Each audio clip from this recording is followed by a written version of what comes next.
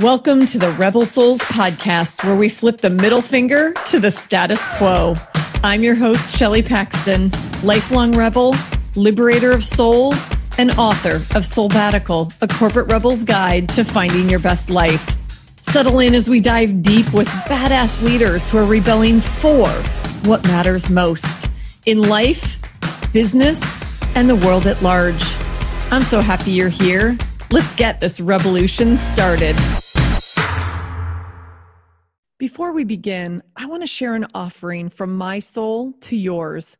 If you've achieved traditional success only to realize that you're living someone else's dream, then this will start you on a profound journey toward becoming chief soul officer of your own life, just like I did. I'm gifting you a free chapter from my book, Soulbatical, a corporate rebel's guide to finding your best life. It's called Liberating from the Shackles of Should. And if you're ready to, then visit soulbatical.com to download it for free. That's SOULBATICAL.com. Warning, side effects include intense joy and fulfillment. Hello and welcome back, my fellow rebel souls. Happy fucking 2021. I hope your new year is off to a good start, although I know most of us are still quarantined and many of us are in very strict lockdown again. I'm coming at you from LA. If you follow me on the socials, you know that I made the journey from Chicago to LA. I think I talked in my last solo episode, the final of the year, when I talked about rebelling for our best lives yet, our best year yet. I was talking about wanting to spend more time in warm places in the winter and spend more time near the ocean. And I was able to manifest a beautiful little apartment in Playa del Rey, about a 15-minute walk from the beach here in LA. My neighbor is LAX, the airport, and I don't care. It reminds me that life is still happening. And despite the pandemic, people are still traveling. And the world is still spinning on its axis, despite things feeling very strange. So I had an epic road trip out with my good friend Mel, who I met in Baja. She flew to Chicago and we packed up my car with a few essential items that I wanted to have with me for the next 3 months and drove out here and did Route 66 or portions of Route 66. I mean, you could spend weeks and weeks and weeks really digging deep, but there's a lot that's not open right now. And there's a lot that I'm not a car buff, but I really love the history of Route 66 and also the architecture of some of like the 1930s and 40s motels and gas stations and just the vibe. It was super cool to experience. So we would kind of be on the highway and then we would dart off at little kind of scenic spots. And it was a really epic journey, I have to say. Despite COVID, we were very, very careful. We were masked up the entire time, staying in our little bubble, not eating inside restaurants, getting takeaway food, really careful inside gas stations and restrooms, all the things. And it was still fun. It felt good just to be outside on an adventure in our own little moving bubble. So if you have the opportunity to do anything like that, I would say do it. Get out and take a little weekend trip or a road trip or something just to get your juices flowing. It felt really good, but I want to reiterate that we were very safe and very thoughtful about what we did. And to be honest, we moved through, I think it's 7 or 8 states from Chicago to LA. And there were some states that don't appear to be taking this very seriously, that don't have mask orders in place. And those states we blazed through really quickly. So, do what you feel comfortable doing, but no, just even getting out in nature and moving freely. Like one of the best things we did when we got to California, we stayed in Palm Springs. We stayed outside. We rented a place that had like a nice backyard, and we did a day trip to Joshua Tree National Park and just wandered around this unbelievably magical and mysterious landscape. I mean, these rock formations and these incredible trees in all sorts of shapes. I mean, Mel was calling it land of the lost. I think it's some combination of the Flintstones and land of the lost. And it was incredible. And so it just reminded me, and I know I've said this before, I said this in my last solo episode, just getting out in nature, spying on the divine, learning, breathing that fresh air, staying a safe distance from other people, but communing with nature. It's something we can still do in the midst of everything that's going on. And given politics and all the crazy that's happening right now, being out in that kind of almost, I don't know, just that very special place with the energy of Joshua Tree, it felt really grounding and it felt really centering. So find that place for yourself. I really invite all of you, like even if it's the park down the street, sitting under a tree where you're not next to anyone. I don't want to put anyone in danger, but I also know that one of the safest places we can be right now is outside in nature, breathing fresh air and grounding our feet in the soil. So that is something that just feels like it's fueling me right now. And that was a really special part of our road trip out here. And now I'm coming to you from my little sublet in Playa del Rey in LA. And for those of you who are listening to me and not watching, you're missing a surfboard behind me. Surfboard is part of the decor in this fabulous little place and feels so West Coast badass. So I'm rolling with it. And it's super colorful. And of course, it has orange in it. So it's all meant to be. And as I was telling you guys before, this is what I manifest. I put the intention out there that I was going to spend the winter in LA.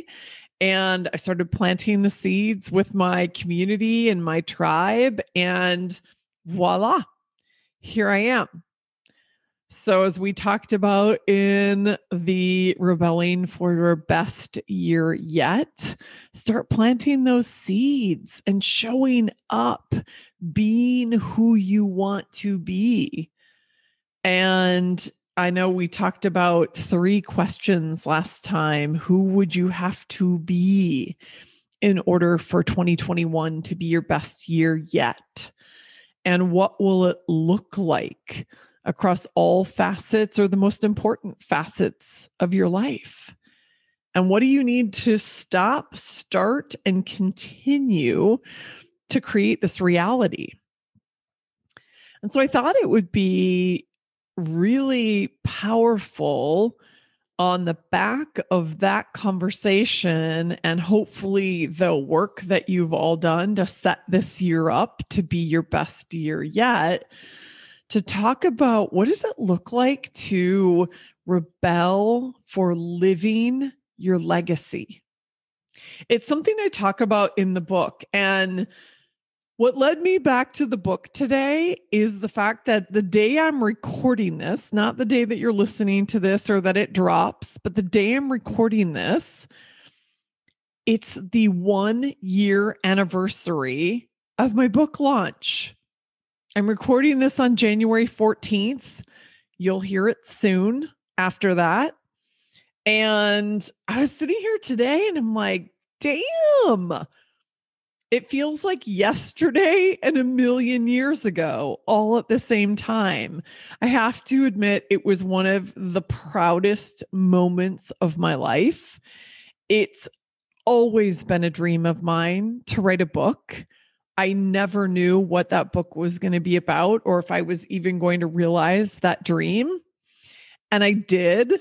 And it happened a year ago on January 14th of 2020. And many of you have read the book and you've sent me these beautiful notes in terms of and articulated to me like how it inspired you and how it put language to what you're feeling and your lived experience. And I can't even, it's hard to even say I have such incredible gratitude because that doesn't feel big enough and that doesn't feel deep enough. Yes, I have tremendous gratitude for the fact that you've picked the book up, that you follow me, that you've started listening to this podcast, that you're part of this incredible Rebel Souls community. And every time I get one of those notes that says, your book changed my life. Thank you for putting your arm around me and saying, I got you. Thank you for giving me the courage to start the business that I wanted to start, or to start living more authentically and courageously, to just simply get in touch, like in deeper connection with my soul and living that story. I mean, I just can't. I have a hard time. Sounds funny as a writer, as an author to say, I'm having a hard time putting words to that, but it's the truth. It's a deeply emotional space for me. And I want to say thank you to all of you who've been a part of it, who've shared that feedback with me, who have done the work to create this life for yourself, who are leaning into living your best year yet again and again and again, and who are sharing and spreading the word with other people. The other thing I'm so grateful for is for all of you who have said to 1, 5, 10, 15 friends, you've got to check out this book or listen to this podcast. I am forever indebted. Thank you. Because this is a really, it's a growing community of incredible souls who are fucking badass and up to big stuff in the world. So the more people we tell and the more we share the news about Soulbatical, the book, and Rebel Souls, the podcast, and the more we become, oh, this is a new phrase that I've just created. I said it the other day and I was like, oh, that's something interesting. The more we become soul models.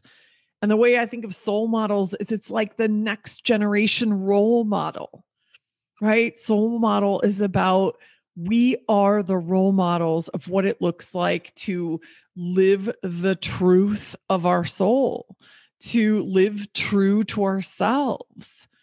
And just that phrase came to me the other day. And you guys know I love to create me some language. So that's another one. But soul models is this cool idea of, yeah, what if there were more of us? That's how we liberate a billion souls. More of us become soul models for what it's like to live more authentically and courageously and purposefully. That's fucking cool.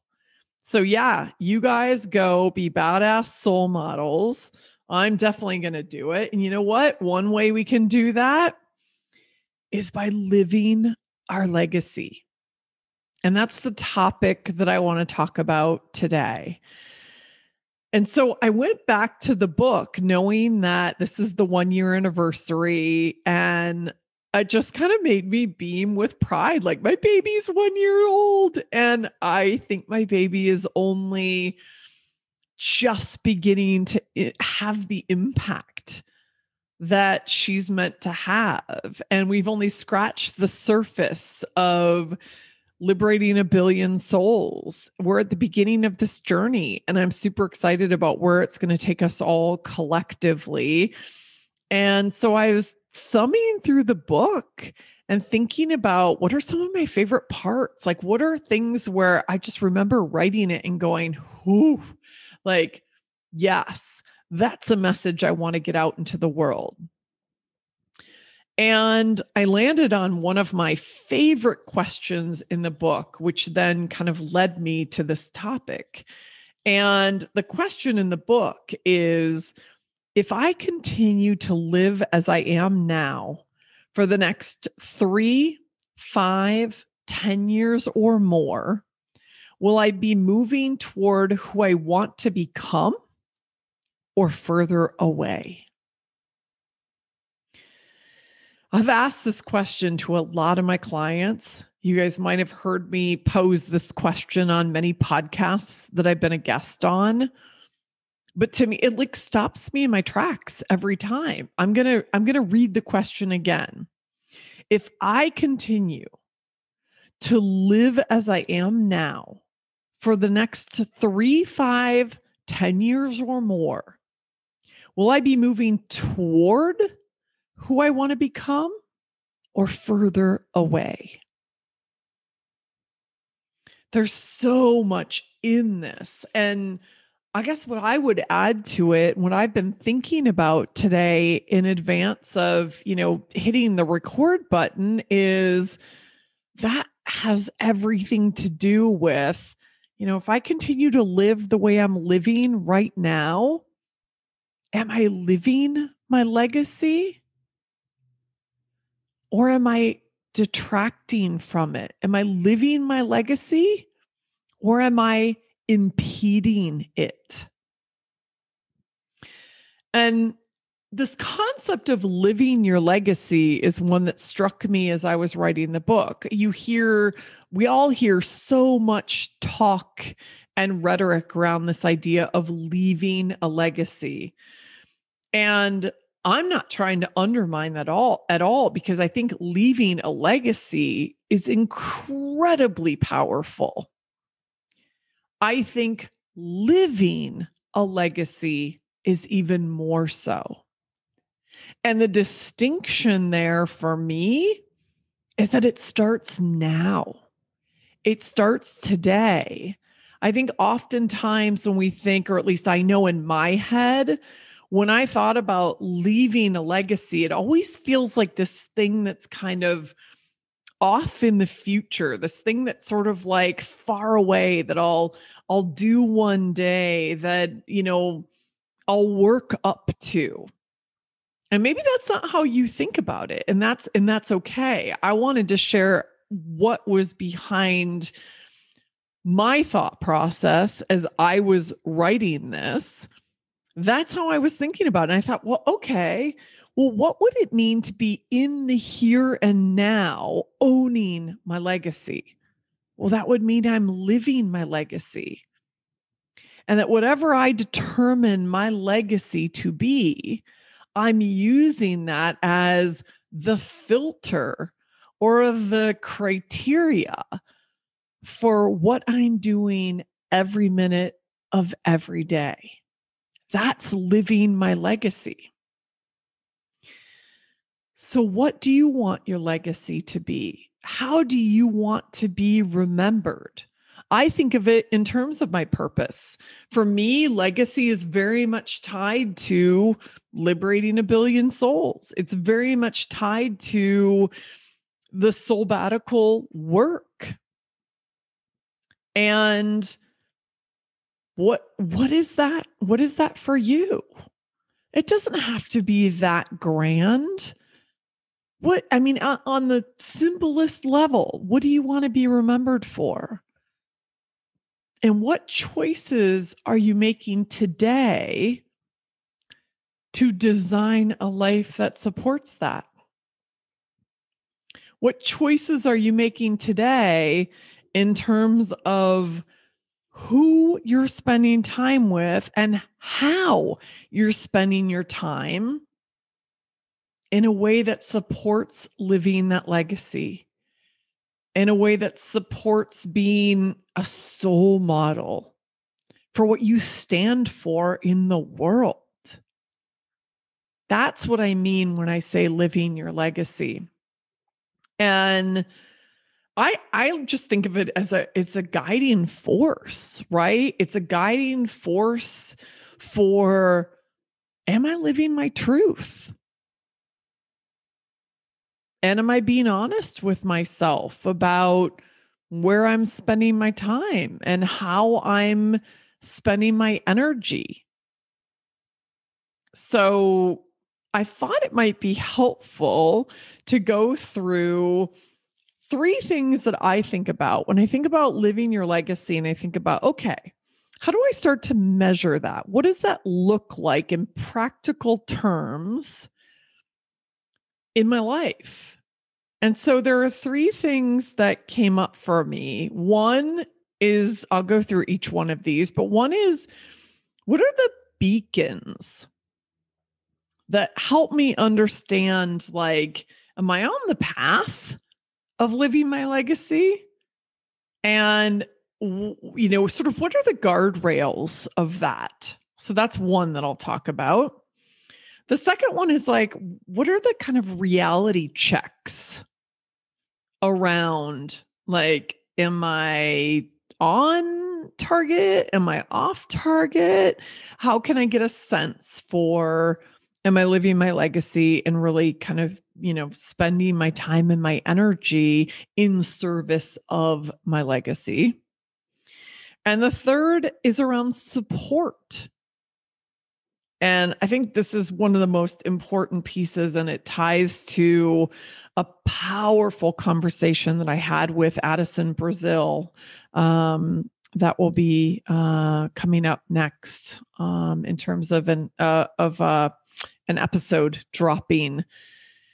Whoo, super powerful, you guys. It's all around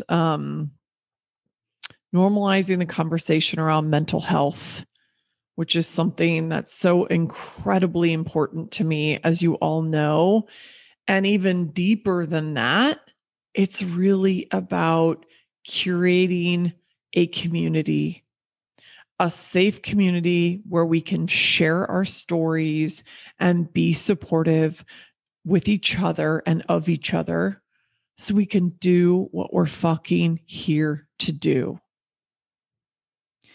So I want to talk about those three things. And some of them are concepts that I've talked about in the book. And if you've read the book, hopefully this is just a good refresher and maybe a little bit of a fresh spin on what I wrote. So the first one, beacons. So how can we create a framework that says, okay, I kind of know that I'm like in the guardrails of what's important to me?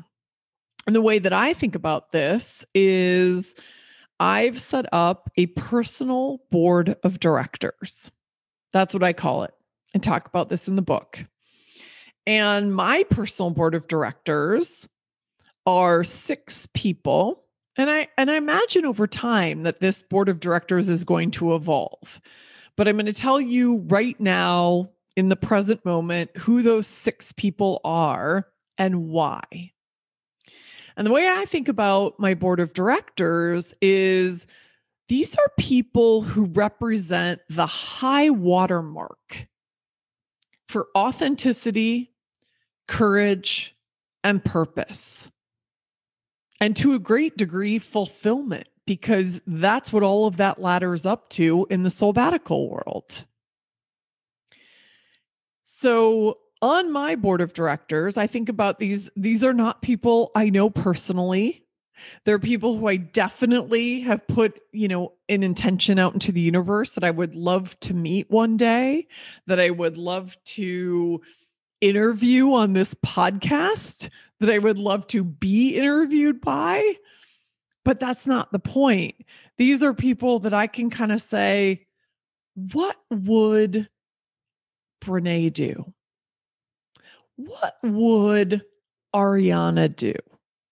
When I think about their work in the world and their values, what they stand for, and the mission that they're on, it helps me honor my own mission and it helps me live my own legacy. So I look up to Oprah. So these are the 6 people who are on my personal board of directors, people who, in kind of a virtual context, I literally have pictures of them in my Chicago home. And I look and say, yeah, what would that person do? If they were faced with this particular challenge, opportunity, dilemma, whatever it is, what would they do? So for me, it's Oprah Winfrey, Michelle Obama, Ariana Huffington, Brene Brown, Tina Fey, and wait for it, you're probably not going to suspect this one, Anthony Bourdain.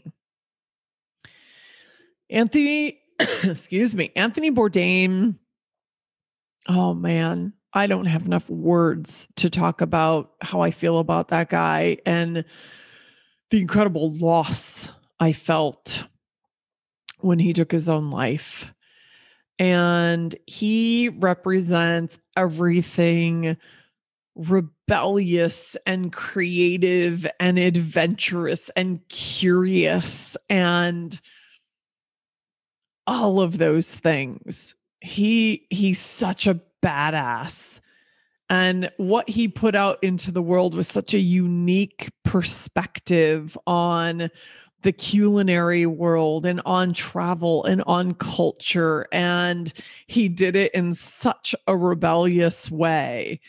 And so I often look to him and to his spirit. I feel like he's a guardian angel sitting on my shoulder.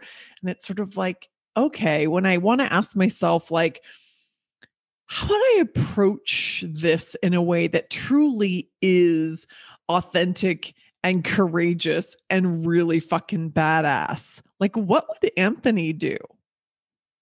And then I think about Ariana as an example. Ariana has led this Thrive Global movement. She's led this sleep movement. She has single-handedly led this, a movement around combating burnout in the corporate world and really representing and standing for and championing well-being amongst the leaders and within company cultures. And Soulbatical is 100% drafting off of that.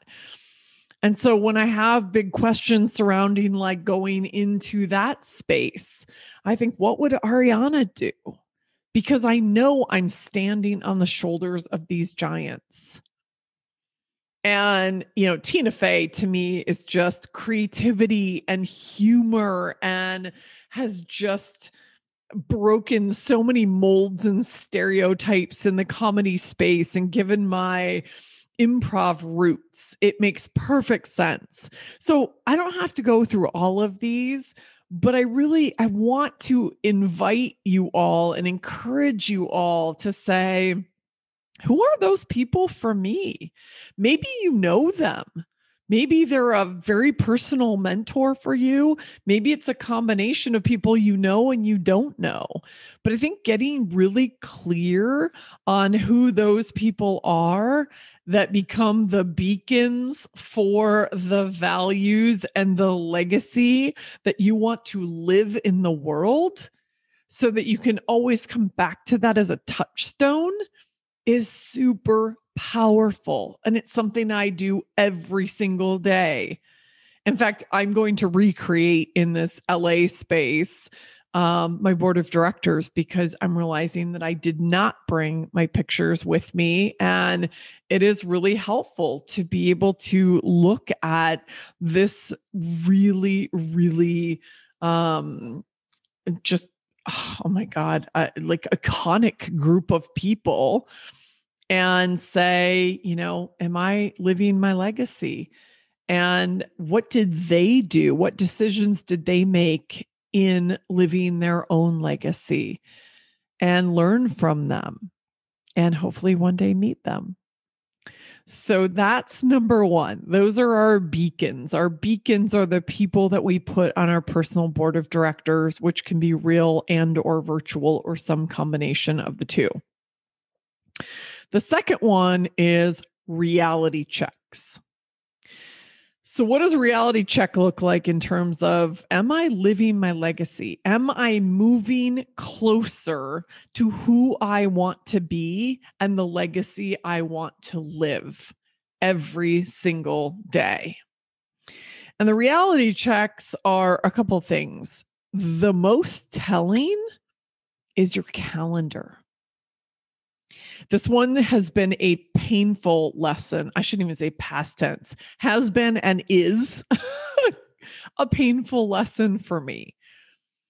Because what our calendar, well, let me say this a different way. Our calendar in black and white is very, very clear about what our priorities are. Look at what you're putting on your calendar. Look at what is filling your days. And ask yourself, which of these things and what percentage of these things are serving my legacy? What percentage of these things represent me living my legacy every day? Living what is most important to me. It's been a scary thing for me because I've looked at my calendar and I've talked a lot about this busyness and my desire moving into this year, into 2021, to create spaciousness. Spaciousness is so I can get back into my creator role, so I can write more and create more content for you guys and just put more soulbatical into the world. And I was on the back foot last year with just meetings and interviews and this, and some of that's important.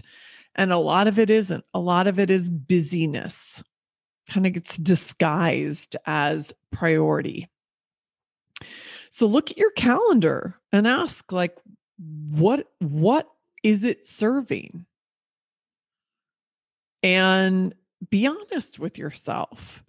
And then I would suggest doing an ideal day exercise. So the ideal day exercise I learned while I was at Harley working with an incredible executive coach who I mentioned in the book. And she had me do, just from a blank slate, what is your ideal day? What do you want it to look like? So that's a starting point. And I would take it a step further and I would say, literally, look at a day.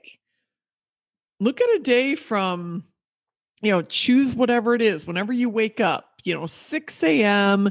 to 10 p.m., 5 a.m. to 10 p.m., whatever it is.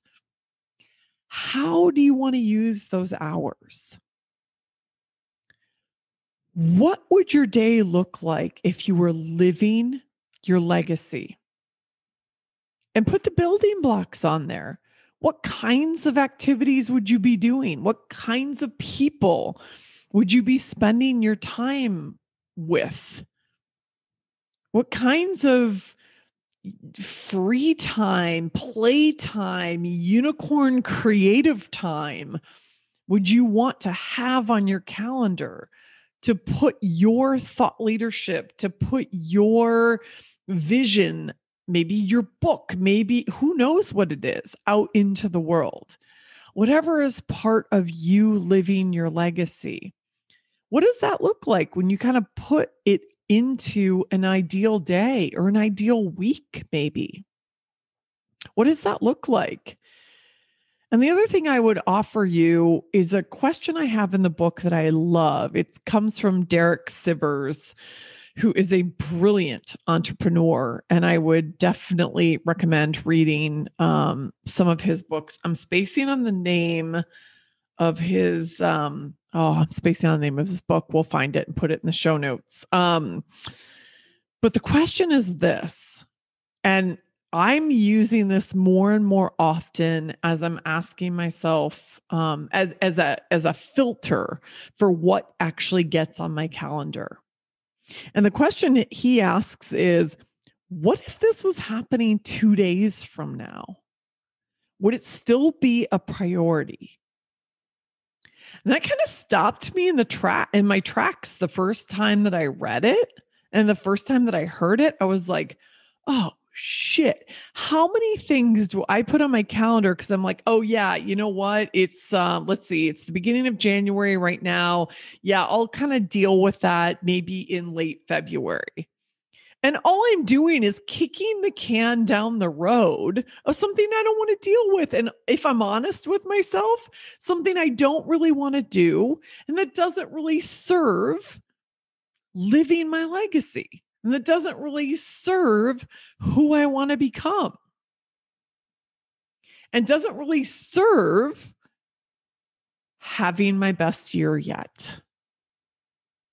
And think about that. Like, how often are you doing that? I mean, I'm raising my hand right now, you guys. Like, I'm doing it too often. And so I'm trying to get really, really honest with myself and ask myself the question, like, if this was happening 2 days from now, would I want to do it? And is it serving, who I want to be and the legacy I want to live? And I'll tell you that more often than not, the answer is no. And so I'm practicing saying a very gracious no to a lot of people. And it's hard. I tell them that I believe in the work that they're doing, that I'm a champion of the work that they're doing. I'm super grateful for whatever support they've offered me. And it's simply not a priority for me right now. I don't have the time with, the other projects or the big rocks that I'm engaged in. So a gracious no goes a long way. And then I don't come upon a day or many days or many weeks in my calendar where it's like, oh my God, why the hell did I commit to that and that and that and that? I know you guys know this feeling. It's the worst feeling. You open up your calendar and you're like, oh my God, fuck. It's filled with things I said yes to that I wasn't an aligned yes to. That it was sort of like a, what we call Minnesota nice. It's like you don't want to step up and say no. So you kind of say, oh, okay, I'll do it. It's doing a good thing for that person. And they've been really sweet to me and they've been super supportive and, blah, blah, blah, blah, blah. But we've got to get honest with ourselves. If we want to live our legacy, want to have a real fucking impact in this world, then we have to get really clear about where we spend our time and how we spend our time. We've got to make sure a fair amount of that time is reserved for us to protect our energy and create what we want to create and, put what we're, what we stand for out into the world. So that's number 2. Those are your reality checks. And number 3 is around support, which is community. And this one I cannot emphasize enough. As I said at the beginning, I mean, the question really is, am I surrounding myself with people who get me closer to living my legacy or take me further away from it? I mean, this is big. I talk in the book about, the exercise of soul fuels versus soul sucks. Soul fuels are, what energize you and, what help you create in this world and live your legacy.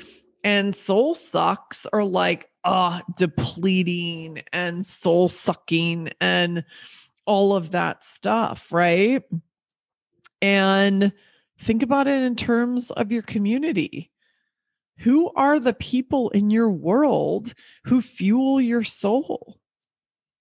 Who are 100% supportive of the legacy you are living and creating? Who are other soul models in your life? And who are the people who aren't? Who are the people who've maybe, they've been in your life for a long time, but they're not on the journey and they're not supportive. And maybe they're even detracting, or they're, energy vampires, taking away from the energy that you could be dedicating to living your legacy and creating, the pieces that are a part of that. It's really, curating community has, I think, been one of the most transformational things I've done since leaving Harley. Excuse me. And I can't overstate how important it is. And I want you, when the episode with Addison Brazil drops, to listen to that, because at the core of that conversation is the power of community and how we can support each other. And we can't do this alone. We can't do this alone. I think there's, the African proverb that says, if you want to go faster, go alone. If you want to go further, go together. I might have butchered that, but you guys get the idea. And this is about together. And it's about, okay, who's along for the ride? Who is supportive of what I am living and what I am creating and the soul model that I want to be in this world and the change that I want to create in this world? Because you're a fucking badass rebel soul. You're here. You're movement makers and game changers and culture creators, and you want to make a difference. It might be in your life. It might be in your business. It might be in the world. I don't care if it's micro or macro. Who is in your life and who you're surrounding yourself with matters 100%. So have a look at that and just say, is the community and the support that I have in my life, is that helping me get closer to living my legacy? So I think those three things are really important. Who are your beacons, your personal board of directors? Use your calendar as a reality check for where you're spending your time and what you're prioritizing, and align that with your legacy, with what matters most to you, and be really discerning about where you spend your time in support of and in service of that legacy, what matters. And the third is support your community. Surround yourself with people who are going to lift you up and be there with you on the journey. I don't think there's any more important piece than that. And this felt like a really powerful conversation on the heels of talking about living our best year yet, or rebelling for our best year yet. And those powerful questions that we started the year with. And I'm really excited to hear from more of you about what you're creating in 2021. We're not out of the woods in this pandemic, and yet I feel like there is light at the end of the tunnel, and there is opportunity. And so I wanted to give you, I guess in the deepest recesses of my soul, I want to be an optimistic voice.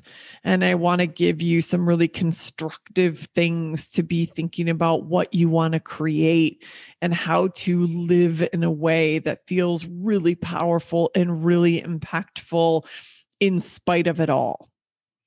And that just feels amazing to me. And so these are a few of the things that I'm doing to live my legacy, to continue liberating a billion souls, to invite you all to join me in that mission.